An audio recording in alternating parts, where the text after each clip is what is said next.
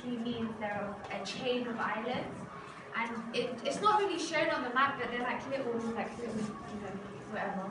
But Socotra is the biggest one, and it is said like that it broke off from Somalia, but there's no actual evidence for that.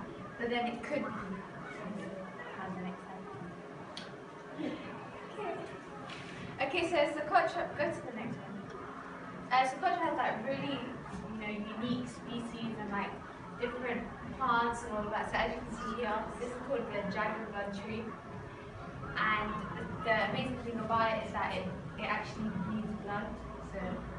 So it's a red-like sap. It's used for dyes, it's used for medicines, and it's used in many different day-to-day stuff because they don't have a lot of transport to get stuff from other areas, so they have to make use of the stuff they've got there. Okay. So and they have loads of other different plants and I'm just gonna find the name. So they're like really oddly shaped. Do you know? Yeah, I sent you an email. I sent you like 4 links. Yeah, but they're like really weirdly shaped, like it looks like a potato to me. So it's like a They're big, called Adenium obesum.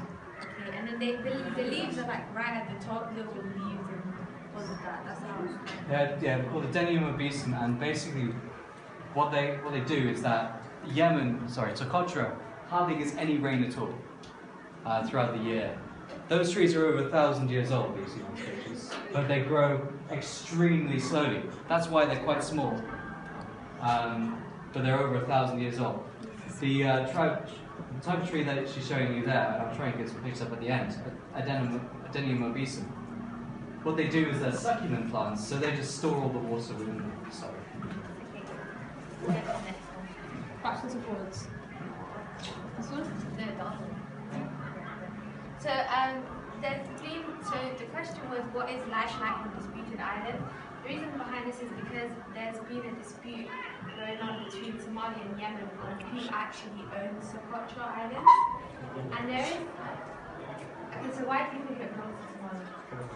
Okay, thank you. So it's proven that between Socotra and Somalia is 80 kilometers, whereas from Yemen to Socotra it is 380.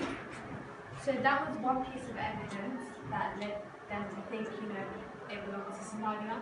And as it says here, it says that Somali sailors first found the island, so that's another piece that belongs to Somalia as well.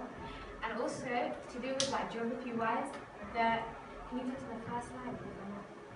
So they claim that Socotra fits into this part of Yemen, but through like the research that I've done, the vegetation, like the difference between it doesn't really match up.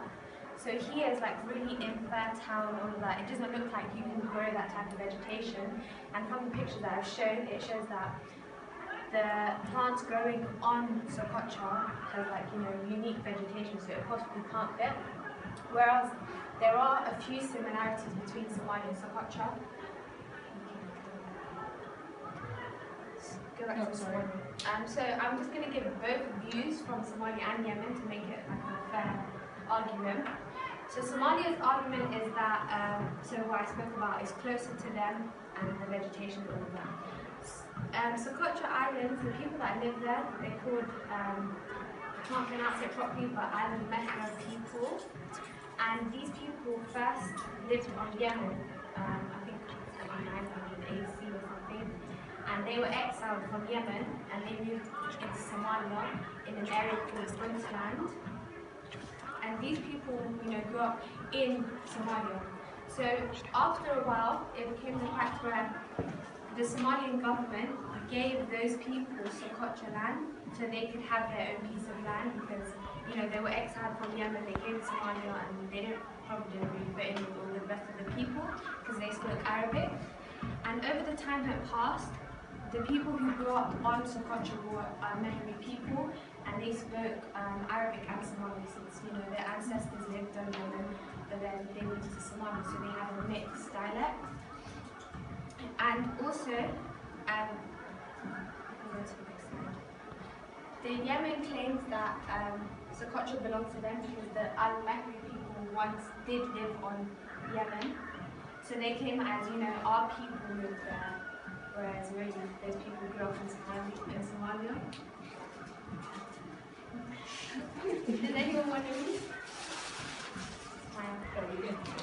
Yemen also sees the region as a historical territory as the Somalia.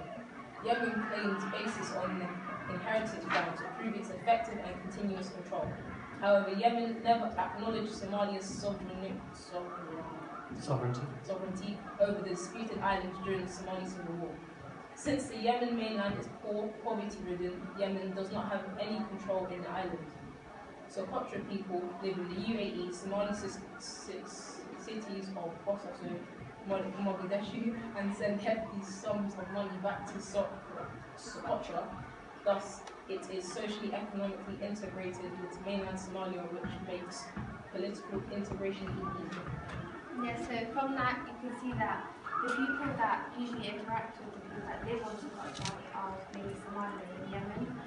It may seem like my full opinion is that it belongs to Somalia, but there are also reasons why it belongs to Yemen, but I'm more firm on why it belongs to Somalia because there is more evidence, like geographical evidence, historical documents, and anything to do with it. I was trying to ask a question. Why wasn't people exiled from I'm not quite sure. I couldn't really find a reason why they were exiled. I can't